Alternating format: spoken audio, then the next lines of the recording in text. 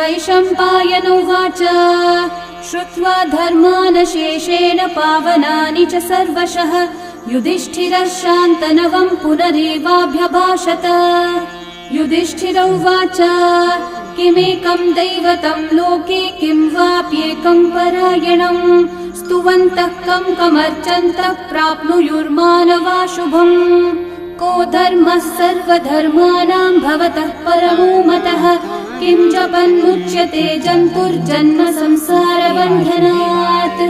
श्रीभीष्मोवाच जगत्प्रभुं देवदेवम् अनन्तं पुरुषोत्तमम् स्तुवन्नाम सहस्रेण पुरुषस्तततोत्थितः तमेव चार्चयन् नित्यं भक्त्या पुरुषम् अव्ययम् ध्यायन् स्तुवन्नमस्यं च यजमानस्तमेव च अनादिनिधनं विष्णुं सर्वलोकमहेश्वरम्।